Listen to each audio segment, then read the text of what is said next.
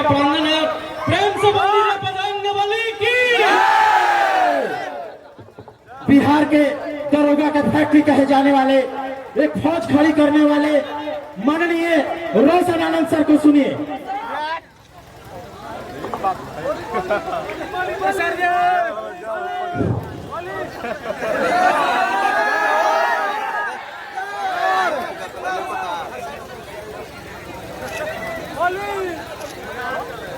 Mahavir quiz and test centre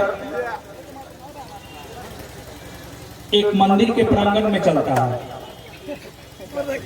जब हम में से किसी का भी मन काफी परेशान होता है, काफी विचलित होता है, तो हम मंदिर के शरण में जाते हैं। पटना में एक हनुमान मंदिर है। जब भी स्टूडेंट लाइफ में या अभी भी टीचिंग लाइफ में भी मन विचलित होता है तो मंदिर के निश्चित तौर पे जाते हैं। और जब तक मन शांत नहीं हो जाता है तो हनुमान चालीसा पढ़ते रहते हैं। तो एक तो सबसे बड़ी बात यह है कि महावीर क्विज और टेस्ट सेंटर एक मंदिर के प्रांगण में चल रहा है और सबसे पवित्र स्थानों में से एक मंदिर को माना जाता है। इस क्विज सेंटर और टेस्ट सेंटर के सफलता का एक कारण ये भी है, यहाँ उपस्थित हमारे भाई, हमारी बहन, हमारे मित्र, हमारे सहयोगी, हमारे छात्र, आप सभी सुबह से लेकर अभी तक लगातार डटे हुए हैं और आपने जिस प्रकार से जोरदार हमारा स्वागत किया, इससे मेरा मन हृदय काफी भावविभोर हुआ।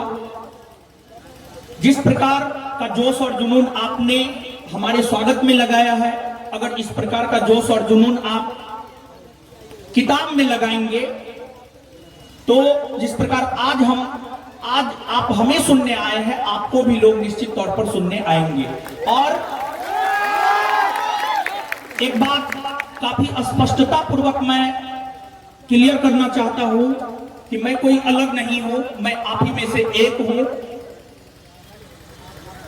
तो कुछ चीजें जिसको लेकर के आज हम आपके साथ चर्चा करेंगे और साथ ही साथ जो है कुछ घोषणा भी करेंगे आपके लिए। और शिक्षा के क्षेत्र में जिनका भी योगदान होता है उन्हें हम निश्चित तौर पर समर्थन करते हैं, जैसी हमारी क्षमता है उस अनुसार। आज सैकड़ों छात्र इस क्विज और टेस्ट सेंटर से जुड़कर अपने जीवन में सफल हुए हैं, अलग अलग स्थान पर कार्यरत हैं। तो जो महावीर क्विज और टेस्ट सेंटर के संस्थापक छोटेलाल जी हैं, वो बधाई के पात्र हैं। छोटेलाल जी के बाद उमेश जी हैं, बजरंग जी हैं। ये सभी लोग लगातार आपके साथ जुड़कर आपका मार्गदर्शन करते हैं और बस यही वजह है कि इस क्विज सेंटर और टेस्ट सेंटर से काफी ज्यादा लोग सफल हो रहे हैं। तो ये सभी लोग, छोटेलाल जी, उमेश जी, कौशल जी, बजरंग जी, ये सभी काफी बधाई के पात्र हैं। एक बार हम चाहेंगे कि इन सभी लोगों के लिए एक ताली होना चाहिए हमारे तरफ से। देखिए, आप युवा हैं, हम भी युवा हैं। हम युवाओं को क्या चाहिए? क्या चाहिए हम युवाओं को? क्या चाहिए? क्या चाहिए? नौकरी। अब बिहार राज्य में पैदा हुए तो स्वाभाविक सी बात है, सरकारी नौकरी के अलावा कोई उपाय है ही नहीं। तो सरकारी नौकरी चाहिए, यही ना चाहिए? तो इस नौकरी को पाने के लिए राह कैसे आसान हो जाए, इसको लेकर के जहां तक हम समझ पा रहे हैं कि अगर ऐसा आप करेंगे तो आप सफल हो जाएंगे। हम अपने अनुभव के आधार पर कुछ चीज हम आपके साथ शेयर करना चाहते हैं कि आखिरकार आप अगर अपने जीवन में सफल होना चाहते हैं, आपको सरकारी नौकरी चाहिए, तो क्या आपके भीतर होनी चाहिए और क्या आपके भीतर नहीं होनी चाहिए। एक बात आप हमेशा याद रखेंगे, सफलता हर किसी के द्वार नहीं जाता है, सफलता चंद लोगों के द्वार जाता है। और अगर आप उन चंद लोगों में शामिल होना चाहते हैं तो देखिए, सफलता और असफलता को लेकर बहुत सारे रिसर्च हो चुके हैं कि कौन से गुण आपके भीतर हो तो आप सफल हो सकते हैं, कौन से गुण आपके भीतर हो तो आप असफल हो जाएंगे। तो यहां पर हम कहना चाहेंगे, जो लोग असफल हैं उनमें जो गुण है वो गुण आप अपने भीतर नहीं आने दीजिए। आप अपने भीतर उन गुणों को आने दीजिए जो एक सफल लोगों में होता है। सफल लोगों में क्या गुण होता है? सफल लोगों में यह गुण होता है कि सुबह में सवेरे उठकर पढ़ना। सफल लोगों में यह गुण होता है कि वह नकारात्मक चीजों से बचते हैं। देखिए, सफलता के लिए बहुत ज्यादा कुछ जरूरी नहीं है, लेकिन कुछ जरूरी चीज जरूर है। जैसे अगर आप सफल होना चाहते हैं तो कोई भी मोटिवेटर, कोई भी टीचर आपको कभी एक बार आकर के मोटिवेट करेगा। अगर आप सफल होना चाहते हैं तो आप प्रयास ये कीजिए कि आप सेल्फ मोटिवेटेड कैसे रह सके। एक बात आप स्वयं सोचिए, क्या एक सप्ताह में या एक माह में, अगर आप एक सप्ताह में नहाते हैं, अगर आप एक माह में नहाते हैं तो आप गंदा रहेंगे निश्चित तौर पर लगे, लेकिन अगर आप डेली नहाते हैं तो आप हमेशा स्वच्छ रहेंगे। और कोई भी मोटिवेटर आपको सप्ताह दिन या महीना दिन में आकर के मोटिवेट करेगा, लेकिन अगर सेल्फ मोटिवेटेड रहने का तरीका आप ढूंढ लेंगे तो फिर हमको लगता है कि आपको अपने जीवन में सफल होने से कोई नहीं रोक सकता है। छोटेलाल जी अभी बता रहे थे कि छात्र बोल रहे थे कि सर नहीं आएंगे, सर ऐसे बोल दिए हैं। तो हम आपको ये बात बताना चाहते हैं, आज तक हम कभी भी किसी भी सार्वजनिक कार्यक्रम में नहीं गए हैं। ये मेरा पहला सार्वजनिक कार्यक्रम है और ये मेरा पहला सार्वजनिक भाषण है। पोडियम पर तो हमेशा बकते रहते हैं, सुबह 8 से लेकर के रात में 9:30 तक पढ़ाते रहते हैं हमेशा, लेकिन ये मेरा सार्वजनिक भाषण है पहला। आखिरकार हम यहां क्यों आए, इसका भी एक कारण है। इसका कारण ये है कि यहां पर हमें पता चला कि निःशुल्क तैयारी करवाया जाता है, निःशुल्क तैयारी करवाया जाता है। और सिर्फ यही एकमात्र बात हमें लगा, इस महावीर क्विज सेंटर और टेस्ट सेंटर में आने को हमें मजबूर किया। और आप सब लोग जानते हैं 17 दिसंबर को परीक्षा है। अभी हमारे लिए और हमसे जुड़कर जो भी छात्र पढ़ रहे हैं उनके लिए काफी क्रूशियल टाइम है, काफी महत्वपूर्ण टाइम है। अभी 1 घंटा भी बहुत ज्यादा ये हो जा रहा है, लेकिन फिर भी इस क्विज सेंटर और टेस्ट सेंटर के द्वारा जो पहल किया गया है, जो लगातार चल रहा है, जैसे आप ही छात्र हैं, आप थोड़ा सोच करके देखिएगा। आप छात्र हैं, क्या आप डेली सप्ताह में 7 के 7 दिन पढ़ लेते हैं? नहीं पढ़ पाते हैं। आप माह में पूरा 30 दिन या 31 दिन जो भी होता है आप पढ़ पाते हैं? नहीं पढ़ पाते, आप नहीं पढ़ पाते हैं। लेकिन ये महावीर क्विज और टेस्ट सेंटर 2006 से लगातार चल रहा है। ये अपने आप में महावीर क्विज और टेस्ट सेंटर की बहुत बड़ी उपलब्धि है कि ये लगातार 17 वर्षों से जिस उद्देश्य के साथ स्थापित हुई थी, उस उद्देश्य को आगे लगातार बढ़ाने में सफल हो रही है ये संस्थान। तो इस संस्थान को हमारे तरफ से शुभकामनाएं। और कुछ बात और भी हम कहना चाहते हैं कि इसी सासाराम से हम संस्थान का अपना एक पब्लिकेशन भी है, उस पब्लिकेशन से बहुत सारा बुक छपता है। विशेष तौर पर बिहार परीक्षा के मद्देनजर बिहार एसएससी, बिहार दरोगा, बिहार पुलिस, इस प्रकार के परीक्षा के सभी प्रकार के बुक छपते हैं। तो एक घोषणा जो हम करना चाहते हैं वो घोषणा थोड़ी देर बाद करेंगे, लेकिन 2-3 बात यहां पर हम आपको कहना चाहेंगे अगर आप अपने जीवन में सफल होना चाहते हैं, आप स्वार्थी बनिए। इस चीज को हमने अपने जीवन में अपनाया है और हम बहुत सेल्फिश है। विद्यार्थी को छोड़ करके बाद बाकी हम अपने जीवन में बहुत सेल्फिश है। हमको सिर्फ अपने काम से मतलब है, हमको पढ़ना है, पढ़ाना है, इसके अलावा हमको किसी भी चीज से कोई मतलब नहीं है। तो आपको सेल्फिश बनना होगा। पहली बात, अगर आप अपने जीवन में सफल होना चाहते हैं तो आपको सेल्फिश बनना होगा। अगर आप सेल्फिश बनते हैं तो आप निश्चित तौर पे सफल होंगे। थोड़ी बहुत बातें हमारी थोड़ा अटपटा आपको लगेगा, लेकिन अगर आप जीवन में सफल होना चाहते हैं तो इस चीज को आपको अपने जीवन में निश्चित तौर पे लागू करना होगा। तो पहला है, आप सेल्फिश बने। दूसरा है, हमारे ख्याल से सबसे बड़ा अगर कोई पूंजी है एक छात्र के लिए तो वो समय है। आप पैसा या अन्य चीज दोबारा कमा सकते हैं, लेकिन समय की अगर आप बात करेंगे तो समय आप दोबारा नहीं ला सकते हैं। आप कितने भी धनवान हो सकते हैं, लेकिन जो समय बीत गया है वो समय आप दोबारा नहीं ला सकते हैं। जैसे कि मान लिया जाए कि कल का दिन यानी 1 दिसंबर, कल तो 2 दिसंबर, परसों का दिन यानी 1 दिसंबर 2023 का दिन बीत चुका है। आप कितने भी धनवान हो जाएंगे, आप अंबानी से भी धनवान हो जाएंगे, फिर भी 1 दिसंबर 2023 का दिन आप अपने जीवन में दोबारा नहीं ला सकते हैं। पहला, स्वार्थी बनना है। दूसरा, अपना समय किसी को नहीं देना है, समय बर्बाद नहीं करना है, समय का सदुपयोग करना है।